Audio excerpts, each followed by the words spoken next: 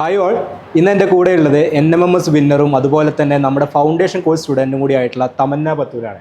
അപ്പോൾ നമുക്ക് കഴിഞ്ഞ കുറച്ച് ദിവസങ്ങളായിട്ട് നമ്മുടെ ഫൗണ്ടേഷൻ കോഴ്സിൽ നിന്നും NMMS വിൻ ചെയ്തിട്ടുള്ള സ്റ്റുഡൻസ് അവരുടെ പ്രിപ്പറേഷൻ സ്ട്രാറ്റജീസ് കാര്യങ്ങളൊക്കെ അതുമായിട്ട് റിലേറ്റ് ചെയ്ത വീഡിയോസൊക്കെ വന്നുകൊണ്ടിരിക്കുന്നുണ്ട്, നിങ്ങൾ കാണുന്നുണ്ടാവും.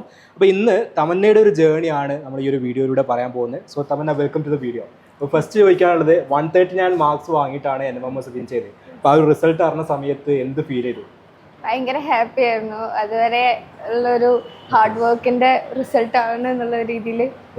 ഡെഫിനറ്റ്ലി. അപ്പോൾ തമന്ന ഓൾറെഡി USS വിന്നർ ആയിരുന്നു, അത് കഴിഞ്ഞിട്ട് ഇപ്പോൾ NMMS വിൻ ചെയ്തു. അപ്പോൾ ഇതൊക്കെ നമ്മൾ സ്കൂളിൽ പഠിക്കുന്നതിനേക്കാളും കുറച്ച് അഡീഷണൽ കാര്യങ്ങൾ നമ്മൾ ഇതിന് വേണ്ടി പഠിക്കേണ്ടി വരും. പിന്നെ സ്കൂളിൽ ചോദിക്കുന്ന ടൈപ്പ് അല്ലാത്ത ക്വസ്റ്റ്യൻസ് ഇതിൽ വരാൻ ചാൻസ് ഉണ്ട്, മൾട്ടിപ്പിൾ ചോയ്സ് ക്വസ്റ്റ്യൻസ് ആണ്. അപ്പോൾ എങ്ങനെയായിരുന്നു ഈ ഒരു NMMSന് വേണ്ടിയിട്ടുള്ള പ്രിപ്പറേഷൻ? 8th പിന്നെ XNY ഫൗണ്ടേഷൻ ഉണ്ടായതുകൊണ്ട് അത് ഭയങ്കര ഈസി ആയിരുന്നു. ഞാൻ മാത്സ് ഒന്നും വല്ലാതെ ബേസ് ഇല്ലാത്ത ഒരാളായിരുന്നു. പിന്നെ ബേസിക് മാത്ത് കോഴ്സും പിന്നെ സാറിന്റെ ക്ലാസ്സും ഒക്കെ കേട്ട് കുറെ ഇമ്പ്രൂവ് ആയി.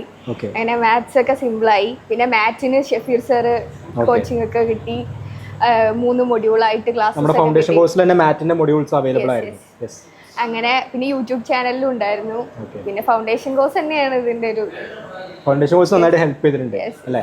അപ്പോൾ കണ്ടന്റ് സൈഡിൽ നമ്മൾ ഫൗണ്ടേഷനിൽ കുറേ കാര്യങ്ങൾ സ്കൂളിൽ പഠിപ്പിക്കുന്നതിനേക്കാളും കുറച്ച് അഡ്വാൻസ് ആയിട്ടും അതുപോലെ തന്നെ ഈ മൾട്ടിപ്പിൾ ചോയ്സ് ക്വസ്റ്റ്യൻസ് നമ്മൾ നന്നായിട്ട് പ്രാക്ടീസ് ചെയ്യാറുണ്ട്. അപ്പോൾ നമ്മൾ ഓരോ ചാപ്റ്ററിന്റെ എക്സാമും മൾട്ടിപ്പിൾ ചോയ്സ് ക്വസ്റ്റ്യൻസ് വെച്ചിട്ടാണ് ചെയ്യുന്നത്. അപ്പോൾ അത് എത്രമാത്രം ഇതിൽ ഹെൽപ്ഫുൾ ആയിട്ടുണ്ട്?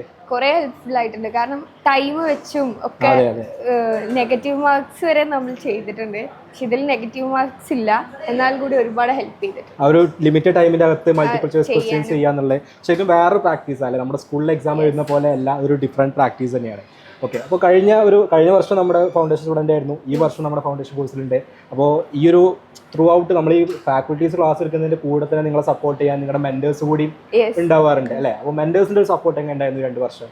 മെന്റേഴ്സ് ഏത് ടൈമിലും അവൈലബിൾ ആയിരിക്കും. അങ്ങനെ നമ്മൾ ഇപ്പോൾ പെയിന്റിങ് പോർഷൻ ഒക്കെ ഉണ്ടെങ്കിൽ ഇങ്ങനെ വിളിച്ച് നമുക്ക് മോട്ടിവേഷൻ തരും. അങ്ങനെ നമ്മൾ വീണ്ടും ക്ലാസ്സസ് ഒക്കെ കാണും. ഒരു ത്രൂ ഔട്ട് നമ്മൾ എപ്പോഴെങ്കിലൊക്കെ ഒന്ന് ഡൗൺ ആവുന്ന സമയത്ത് അല്ലേ നമ്മളെ വീണ്ടും പിക്കപ്പ് ചെയ്യാൻ അവർ കൂടെ. അപ്പോൾ തമന്നയുടെ മദറും നമ്മുടെ ഈ ഒരു ഫാമിലിയിൽ XNY ഫാമിലിയുള്ള ആളാണ് അല്ലെ? ഒരു മെന്ററായിട്ട് നമ്മുടെ ഈ ഒരു ടീമിലും വർക്ക് ചെയ്യുന്നുണ്ട്.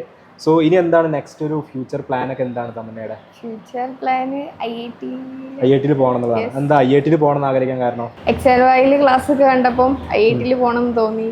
ഓക്കെ. അപ്പോൾ എഞ്ചിനീയറിംഗിന് പോകണം എന്നൊക്കെയാണ് താല്പര്യം അല്ലേ?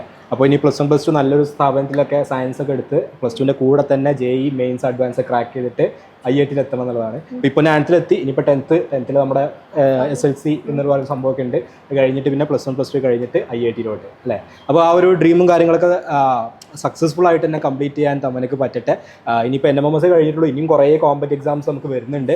അപ്പം അതിലൊക്കെ പെർഫോം ചെയ്യാനും അതിലൊക്കെ എക്സൽ ആവാനും തമന്നക്ക് പറ്റട്ടെ എന്ന് ആത്മാർത്ഥമായിട്ട് ആശംസിക്കുകയാണ്. So all the very best. Thank you.